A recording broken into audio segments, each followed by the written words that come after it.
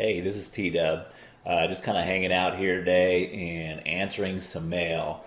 And I just get so much email and letters through the post now that I can barely keep up with it all. So I thought that maybe it would be helpful if I read a couple letters uh, to you, and maybe that would be helpful for you too. I'm going to leave out the real names and the the real cities and states and such.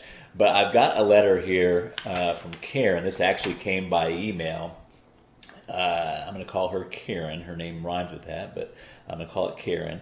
She says, "Dear T Dub, help. First of all, your book is helping me immensely, not to get an ex back, but to totally rejuvenate my communication with my boyfriend so that he never does become my ex." That's good. I'm dead stuck on one thing, though. You say that we train people to treat us badly, and I completely get that. You also say that we should reward good behavior, but not bad behavior. So here's my roadblock.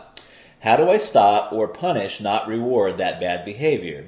Great example. My boyfriend and I are in a long distance relationship. I am in blank, and he is in blank.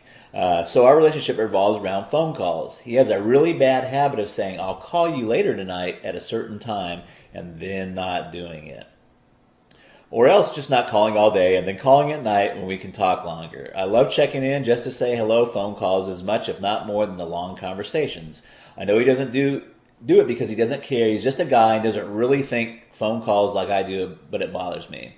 I so look forward to talking to him, and then he doesn't call. I feel forgotten and neglected, like something better has come up and I got pushed aside. Though in my heart I know it isn't true, these small things create a little seed of resentment inside of me, and sometime in the future it causes an inevitable fight over something totally unrelated.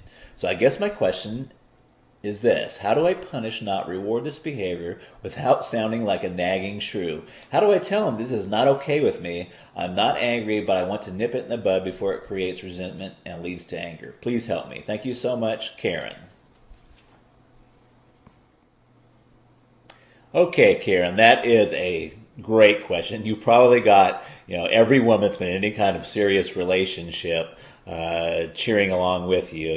Kind of crazy. Why do guys do that, and how can you? And I think you know that subconsciously that you can't nag about it. That kills a relationship for men. Nagging just kills it. So, what do you do? And just for you, if you're not sure what Karen was talking about, in my book, Magic of Making Up, I talk about what's called CRM, or the Conscious Retraining Method. And it's kind of tongue in cheek, but I say, how to train anyone to act the way you want them to act. And most of the time we go through our life and our day training people to act in ways that we don't want them to act. And this is a perfect example that Karen brings out here in the letter. Because let's say that Karen's boyfriend name is Tom, and that I'm just making that up. But Tom says he's going to call, and let's say that Tom finally calls the next day, and you pick up the phone, "Hey, Tom," and you're just seething. You are seething already because he said he was going to call yesterday. So what would you normally do? What would you normally say? Now, normally, you don't have to answer that. Normally what happens is Tom gets an earful of how upset and pissed off you are, or at least if you don't say it, you give it off in your tone. So what's happening? Tom calls you, and what is he getting in return? He's getting, like, Pavlov's dog, he's getting a shock. He's getting a shock there. Calls you, shock. Calls you, shock. That's not good reinforcement. We're actually training them to do what we don't want them to do. And this is what Karen is talking about. So what should she do? Because, if he's calling 2 days late, you're obviously not going to be happy with him. So it's a little bit tricky. But I'm going to let you in on a little secret about guys and about men, and what we won't come out and say it, but what we really want is we want to be admired. If you kind of picture back to the medieval days, like knights on shining armor, we want to be. So we want to be admired. We don't want nagging. Nagging equals bzz, shot, bzz, shot. And that's nagging. We want to be admired. If you go back to the old medieval days,